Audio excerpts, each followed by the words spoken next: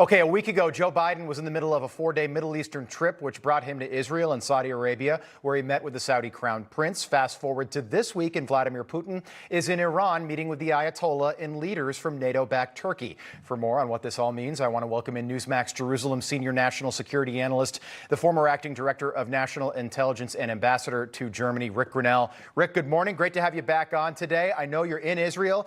Tell us why you're there, and tell us how the president's trip a week ago is being received a week later. Well, first of all, Rob, I got to tell you, it's much easier to be on Wake Up America from Jerusalem because it's 1:45 in the afternoon. So for this California boy, it's not so early. It's nice. I'm here for CPAC, here with Matt Schlapp and Ben Shapiro. We last night had the culmination of the conservative conference in Tel Aviv. Massive crowd. I think there's a lot of conservatives in Israel that are just as concerned about the state of affairs in the world that conservatives in America are. So we had a conference, a variety of Americans and a variety of Israelis all talking about conservative policies. Look, I'm here in Jerusalem, and it's clear that we have a weak president. I hear it everywhere we go. I spent last week in Albania and Serbia and Montenegro, and I can tell you that the same videos that we see of President Biden are being watched around the world from our allies and others, and it's not good. They see the United States as having a very weak leader. Ric, I've seen the photos. We were just showing them of you on the Temple Mount in Jerusalem. Just absolutely breathtaking to see that.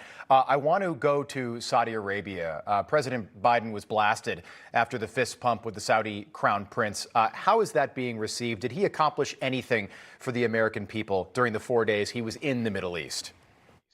You know, I think that President Biden's Israel trip was very average. He didn't push forward on any issue. But when he went to Saudi Arabia, I think it was a disaster. He looked like he was begging after spending the first 2 years really trying to ostracize the Saudis and rehash the Khashoggi situation. You know, this is not a popular opinion, but we were very tough on the Saudis and all of the intelligence and the evidence that we had on the Khashoggi case. We issued reports. The intelligence community knew exactly what happened, and we dealt with that issue. For the Biden administration to come back in and rehash it, honestly, they did that because they were trying to appease Iran. They were trying to get an Iran deal. And I keep saying this over and over, but the opposite of America first is consensus with the Europeans. And that's exactly what Joe Biden is doing. He's letting the Europeans run American foreign policy. And when it comes to Saudi Arabia, he looked like he was begging them after really trying to ostracize them. Put yourself in the Saudi position. Do you think that they're going to try to do Joe Biden any favors? It's been a disaster. Great point. It does seem like the progress of the Abraham Accords has stopped, or stalled at least, since Joe Biden took office. Let's go to Iran. Vladimir Putin leaving Russia for the first time since the war in Ukraine started. Leaders from Turkey are there as well. Turkey, of course, a NATO country, so allies with the United States. What do you make of that trip and the real reason that Vladimir Putin might be there?